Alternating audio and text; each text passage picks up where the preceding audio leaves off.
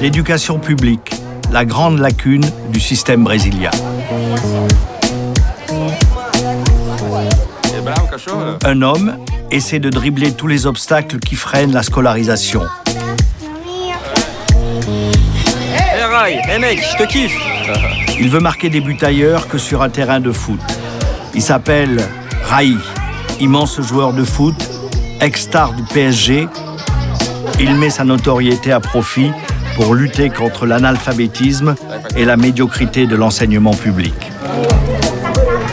Avec Leonardo, son ancien coéquipier, ils ont créé Gol de Letra, traduction « Un but pour l'éducation », une fondation pour promouvoir l'enseignement des jeunes dans les quartiers pauvres. 25% des Brésiliens seulement seraient totalement alphabétisés. Des chiffres indignes de la 8e puissance mondiale. Rai, au Brésil, on ne prononce pas Rai. Il est totalement investi dans sa fondation. Il me l'a fait visiter avec passion. Rai n'a jamais été client des pages People à l'époque de sa gloire footballistique. Il était différent, sérieux et intéressé par la politique. Et depuis la création de sa fondation, 1200 enfants ont bénéficié des activités de Gol de Letra ici à São Paulo, mais aussi à Rio. Racontez-nous un peu votre fondation.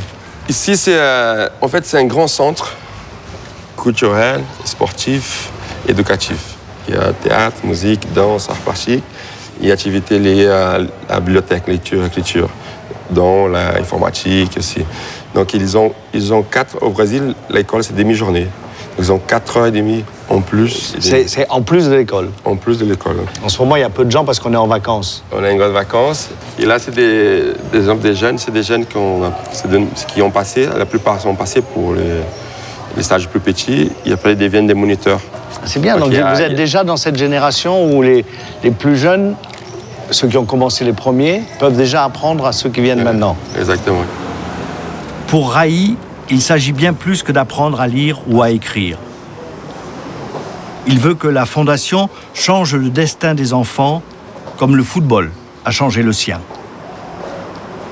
Et là, c'était une maquette faite pour des enfants de 15-16 ans, avec quelques changements qu'ils veulent déjà un peu plus d'arbres. Ça montre un peu leur réalité. Et là, ça, c'est la fondation.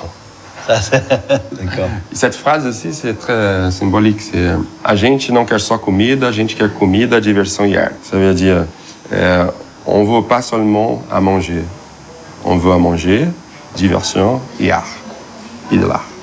Alors, on veut à manger, on veut du divertissement et on veut de l'art.